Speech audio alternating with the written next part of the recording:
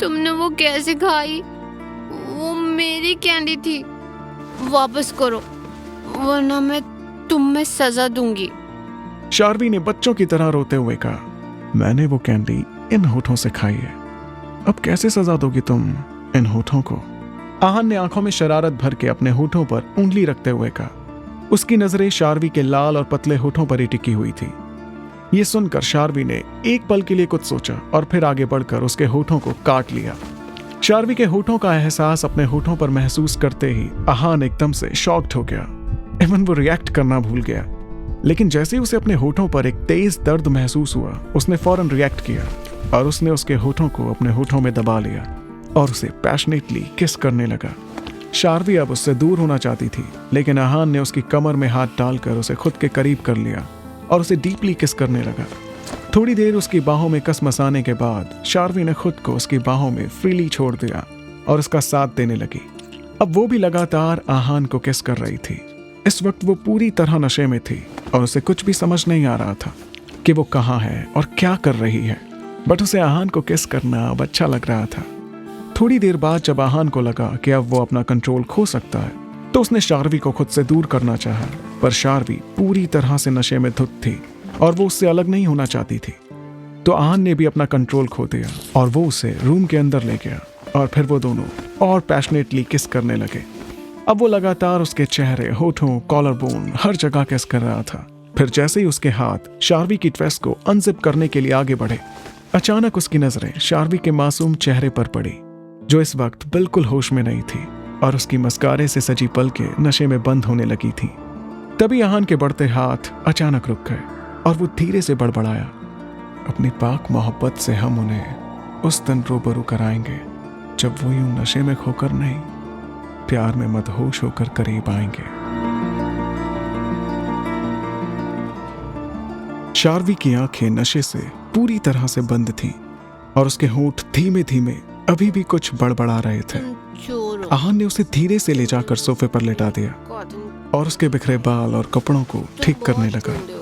वो कुछ देर उसके चेहरे को यूं ही प्यार से निहारता रहा, फिर उसके बालों को हल्के से सहलाते हुए बोला, बस कुछ दिन, बस और कुछ दिन, उसके बाद तुम हमेशा हमेशा के लिए मेरे पास होगी, मेरी बाहों में, मेरी जिंदगी में। Cotton candy. ये कहकर उसने धीरे से उसके माथे को चूम लिया। उसने अपनी पैंट की पॉकेट से अपना फोन निकाला और सोते हुए ही शार्वी की एक पिक क्लिक की। उसके बाद वो रूम से बाहर निकल गया। उसके बाहर जाने के 10 मिनट बाद ही वानी रूम में आ गई। एक्चुअली आहान जब उस रूम से बाहर आया तो उसने अपनी बॉडीगार्ड से शार्वी के बारे में पता करने को कहा कि वो वहां किसके साथ आई है, क्योंकि वो ऐसी हालत में उसे अकेला छोड़कर नहीं जा सकता था। और जब उसे पता चला कि शार्वी की फ्रेंड उसे ढूंढ रही है, तो उसने एक वेटर से वानी तक शार्वी की खबर पहुंचाई और फिर वो वहां से निकल गया। वानी जैसे ही रूम में आई, उसने देखा कि शार्वी बेहोशी की हालत में सोफे पर पड़ी थी। हे शार्वी, शार्वी, हे उठो। उसने शार्वी को बहुत जगाने की कोशिश की, लेकिन शार्वी को तो कोई होश था ही नहीं। तब वानी ने अपनी एक फ्रेंड की मदद से बड़ी मुश्किल से उसे उठाया और अपनी गाड़ी तक लेकर आई। वो ऐसी हालत में शार्वी को उसके घर नहीं ले जा सकती थी, इसलिए वो उसे अपने ही अपार्टमेंट में ले आई। उस रात के बाद ही आहान ने अपने असिस्टेंट शोभित को शार्वी के बारे में सब पता लगाने को कहा। और जैसे ही आहान को पता चला कि आज शार्वी की रोहन मेहरा से एंगेजमेंट है, वो तुरंत ही ऑफिस से पार्टी के लिए निकल गया और जाते वक्त उसने शार्वी के लिए एक खूबसूरत डायमंड रिंग खरीदी, जो पार्टी में डांस करते वक्त उसने शार्वी की उंगली में पहनाई थी। ये सब सोचते हुए आहान अपनी यादों से बाहर आया। उसने अपनी सिगरेट बुझाई और सोफे से उठकर चेंजिंग रूम की तरफ चल दिया। दूसरी तरफ शार्वी अपने रूम में मिरर के सामने बैठी हुई अपनी एसेसरीज उतार रही थी, लेकिन उसका पूरा ध्यान इस वक्त सामने रखी अंगूठी पर ही था, जो आहान ने शार्वी को डांस करते वक्त पहनाई थी। उसने रिंग को अपने हाथ में लिया और खुद से ही बोली, आखिर तुम हो कौन और ये रिंग तुमने मुझे क्यों पहनाई? चाहते क्या हो तुम मुझसे? मुझे कुछ भी नहीं पता। क्यों तुम्हारे इस तरह करीब आने पर मेरा दिल जोरों से धड़कने लगा? क्यों मैं इतना बेचैन हो गई तुम्हारी बाहों में, और क्यों खो गई तुम्हारी बातों में इतना? कि मुझे ये भी नहीं पता चला कि कब तुमने ये रिंग मुझे पहना दी। आखिर क्यों? एक तो मुझे कल रात का ही याद नहीं कि कल रात में किसके साथ थी, किसकी बाहों में, और क्या हुआ हमारे बीच। मुझे कुछ याद नहीं। और अब ये रिंग, सब कुछ इतना उलझा सा क्यों है? सवाल इतने हैं और जवाब एक का भी नहीं मेरे पास। ये कहकर उसने अपने सिर को पकड़ लिया। Relax Sharvi, relax. ऐसे तो तू पागल हो जाएगी। ये कहकर उसने एक गहरी सांस ली और बोली, तेरे सवालों के सारे जवाब अब शायद वानी के पास होंगे, या फिर उसके पास जिसने ये रिंग तुझे पहनाई। हाँ, कल रात में नशे में कहा थी किसके साथ, ये वानी को जरूर पता होगा, क्योंकि वो ही मुझे घर लाई थी। और सुबह में जल्दी जल्दी के चक्कर में उससे पूछना ही भूल गई। अब कल ही पूछूंगी।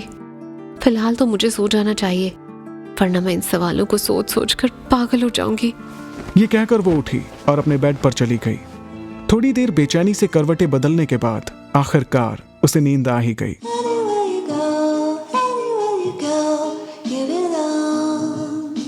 अगली सुबह जब शार्वी की आंख खुली और उसने घड़ी में देखा तो सुबह के 9 बज रहे थे। हे भगवान, 9 बज गए और तू अब तक सो रही है शार्वी। आज तो तू पक्का लेट हो जाएगी फैशन हाउस के लिए। बॉस की डांट पड़ना तो पक्का है आज। ये कहते हुए वो जल्दी से अपने बेड से उठी और वॉशरूम की तरफ भागी। कुछ देर बाद वो रेडी होकर अपने रूम से बाहर आई। जैसे ही वो सीढ़ियों से नीचे आई, वैसे ही नीलम की एक कड़क आवाज उसके कानों में पड़ी। कहाँ चल दी तुम इतनी सुबह सुबह? उसने सामने देखा तो उसकी बड़ी माँ नीलम उसे गुस्से से घूरते हुए सामने खड़ी थी। मैं सुबह सुबह इस समय और कहाँ जाती हूँ बड़ी माँ? ऑफिस जाती हूँ तो वहीं जा रही हूँ। शार्वी ने नीलम की बात का जवाब देते हुए कहा, तुम ऑफिस जाती थी पर आज से नहीं जाओगी। क्या तुम्हें पता नहीं तुम्हारा नाम अब मेहरा खानदान से जुड़ चुका है? तो थोड़ा तो उनकी रेपुटेशन का ख्याल करो। इतने बड़े खानदान की बहू बनने वाली हो और अब तुम ये 2 टके की नौकरी करोगी तो लोग क्या कहेंगे? कुछ सोचा है? नीलम ने दांत पीसते हुए कहा, बड़ी माँ, वो आपके लिए बेशक 2 टके की नौकरी हो, पर मेरे लिए मेरा सपना है।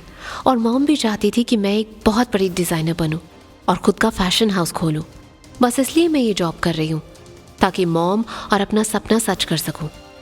बाकी लोग क्या कहेंगे क्या नहीं कहेंगे, मुझे कोई फर्क नहीं पड़ता। कुछ तो लोग कहेंगे ही, क्योंकि लोगों का काम ही है कुछ ना कुछ कहना, जैसे कि आप कह रही हैं। शार्वी ने एक हल्की स्माइल के साथ कहा। यह सुनकर नीलम गुस्से से जल भुन गई। वो अपने दांत पीसते हुए बोली, तुम शायद भूल रही हो, तुम्हारी माँ तुम्हारा ये सपना पूरा होता हुए देखने के लिए इस दुनिया में नहीं है अब। और जिसके साथ अब तुम्हारी जिंदगी जुड़ने वाली है वो रोहन है। तो तुम क्या करोगी क्या नहीं, वो रोहन डिसाइड करेगा। मेरी मानो तो एक अच्छी बहू बनने की प्रैक्टिस शुरू कर देनी चाहिए अब तुम्हें, ताकि शादी के बाद अच्छे से अपने परिवार को संभाल सको, जिससे बाद में हमारा नाम ना खराब हो कि हमने तुम्हें कुछ सिखाया नहीं। हाँ। नीलम कुछ और कह पाती कि तभी शार्वी की दादी वहां आ गईं और उन्होंने कहा, अरे सुबह सुबह क्या पंचायत शुरू कर दी अब तुमने नीलम बहू? अब क्या कर दिया शार्वी ने? माँ देखिए ना, मैं तो शार्वी को समझा रही थी कि अब वो मेहरा खानदान की बहू बनने वाली है तो ये नौकरी छोड़ दे। अच्छा थोड़ी लगेगा इतने बड़े घर से रिश्ता जुड़ने के बाद ये किसी की नौकरी करती रहे। मेहरा परिवार भी नहीं चाहेगा। मैं तो इसके भले के लिए ही बोल रही थी, पर आपको तो हमेशा ही ऐसा लगता है कि मैं फालतू में ही इसे सुनाती रहती हूँ। नीलम ने मुंह बनाते हुए कहा, हाँ हाँ जानती हूँ मैं कि तू कितना भला चाहती है इसका। अरे तुझे खुद के भले से फुर्सत मिले तो तू किसी और का भला सोचे ना। और क्यों नहीं जाएगी ऑफिस? रोहन से सगाई हुई है, शादी नहीं हुई अभी। और शादी के बाद जो फैसला होगा वो इन दोनों का होगा कि शार्वी को क्या करना है क्या नहीं। सारिका और राजीव के जाने के बाद से ये अपना खर्चा खुद उठाती आई है। तूने तो कभी पूछा तक नहीं इससे कि इसे क्या चाहिए क्या नहीं। ना ही राजेश को कोई चिंता रही इसकी। तुम दोनों मियाँ बीवी को तो बस अपनी ही बेटी नजर आती है। ये इस घर में है तो बस मेरी वजह से, क्योंकि ये घर मेरे नाम है, वरना तो तुम यहाँ भी इसे ना रहने देते। और रही बात भला सोचने की, तो अपनी बेटी शिल्पा का सोच, जो अब तक सोकर भी नहीं उठी। दादी ने नीलम को डांटते हुए कहा, माँ, आप तो हर बात में मुझे ही सुनाती रहती है। ऐसा लगता है आपकी बस एक ही पोती है। शिल्पा तो आपकी पोती ही नहीं, बस सारिका, राजीव ही आपके बहू बेटे थे, मैं और राजेश नहीं। मैं इस घर की बड़ी बहू हूँ, इस घर का भला ही चाहती हूँ, पर आपको तो मुझे ही सुनाना है जब देखो। हाँ। ये कहकर नीलम मुंह बनाते हुए वहां से चली गई। नीलम के जाते ही दादी शार्वी से बोली, अरे तू क्या अब यहीं खड़ी रहेगी? तुझे ऑफिस के लिए देर नहीं हो रही? और सुन, तूने नाश्ता किया या नहीं मेरी बच्ची? इस पर शार्वी बड़े प्यार से दादी के गले लग गई और बोली, देर तो हो रही थी ब्यूटीफुल, पर आपने आकर बचा लिया। यू आर द बेस्ट दादी। आप हर बार सही टाइम पर आकर बचा लेते हो, वरना यहाँ वर्ल्ड वॉर हो जाए। आप हर बार बड़ी माँ की बोलती बंद कर देती हो। अच्छा, अब मैं चलती हूँ, ऑलरेडी लेट हो चुकी हूँ, और मैं ब्रेकफास्ट ऑफिस में ही कर लूँगी। बाय दादी। अरे अरे, ये क्या कर रही है मेरी बच्ची? अरे अरे, आराम से, जरा संभल के जाना। ये कहते हुए शार्वी ने दादी के गाल पर एक किस किया और वहां से चली गई। इधर नीलम गुस्से में शिल्पा के रूम में आई और शिल्पा को सोते हुए देखकर चिल्लाकर बोली, तुम यहाँ सोते ही रहना, और तेरी तरह ही तेरी किस्मत भी सोती रह जाएगी, बेवकूफ लड़की। हद है मॉम, अब क्या हुआ? कौन सा भूचाल आने वाला है जो इतना चिल्ला रही हैं आप? शिल्पा ने बेड से उठते हुए कहा, भूचाल आने वाला है नहीं, आ गया है तेरी जिंदगी में। वो लड़की रोहन से शादी भी कर लेगी और तू सोती रहना। पहले तो बड़ा बोल रही थी, डोंट वरी मॉम, मैं ये शादी होने नहीं दूंगी, पर तू कर क्या रही है? आराम से सो रही है। इससे अच्छा होता मैं ही कुछ सोच लेती। हाँ। नीलम ने शिल्पा को ताना मारते हुए कहा, ओफो मॉम, आपको ऐसा क्यों लगता है कि मैंने कुछ किया नहीं? आपको याद नहीं सगाई में क्या हुआ था? शार्वी ने रोहन को रिंग पहनाई तो थी, बट रिंग फिंगर में नहीं, तो ये सगाई कैसी? वैसे ही रोहन दूल्हा तो बनेगा और मंडप भी सजेगा, पर दुल्हन कौन होगी ये किसी को नहीं पता। शिल्पा ने अपनी मॉम की तरफ एक आई ब्लिंक करते हुए कहा। ये सुनकर नीलम के गुस्से से लाल हुए चेहरे पर एक मुस्कान आ गई और उसकी आंखें हैरानी से बड़ी हो गईं। उसके मुंह से बस इतना ही निकला, तो क्या पार्टी में जब लाइट गई और रोहन को चोट लगी, उन सब के पीछे तुम्हारा हाथ था? ऑफ कोर्स मॉम, मेरा ही प्लान था वो, और किसका होगा? मैंने एक वेटर को पैसे देकर उस वक्त लाइट ऑफ करवाई थी जब रोहन मेरे साथ था डांस फ्लोर पर, और लाइट के जाते ही मैंने अपने गले में पहने एक लॉकेट जिसमें एक छोटा ब्लेड लगा था, उसे रोहन के उसी हाथ पर वार किया जिसमें शार्वी को उसे रिंग पहनानी थी। अगर उसके हाथ में मेरी सगाई की अंगूठी नहीं तो मैं शार्वी की भी नहीं होने दूंगी। और ये तो बस शुरुआत है। आप देखो कैसे मैं अपनी इस प्यारी बहन को रोहन की जिंदगी से बाहर करती हूँ। ये सब कहते हुए शिल्पा के चेहरे पर एक शैतानी मुस्कान थी। दूसरी तरफ शार्वी जल्दी जल्दी अपने ऑफिस पहुंची और जैसे ही वो अपनी डेस्क पर पहुंची तो उसकी आंखें हैरानी से बड़ी हो गईं।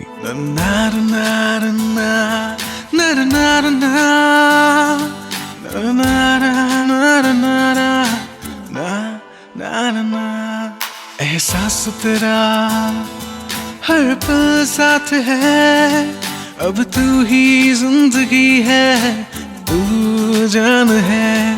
एहसास तेरा हर पल साथ है, अब तू ही जिंदगी है, तू जान है।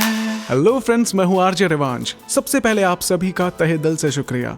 आप सभी का मुझे बहुत सपोर्ट मिल रहा है, हर तरह से सपोर्ट मिल रहा है। फ्रेंड्स, मुझे रोज बहुत सारे कमेंट्स आ रहे हैं कि प्लीज डेली एपिसोड्स अपलोड कीजिए, पर अगर आप सचमुच चाहते हैं कि मैं डेली एपिसोड्स अपलोड करूं तो मुझे आपका और सपोर्ट चाहिए। ज्यादा से ज्यादा तू जान है को शेयर कीजिए, चैनल को सब्सक्राइब कीजिए और नीचे थैंक्स बटन को प्रेस कर रिवांश को सपोर्ट कीजिए। तो हंसते रहिए, मुस्कुराते रहिए और सुनते रहिए तू जान है रिवांश के साथ। तू जान है।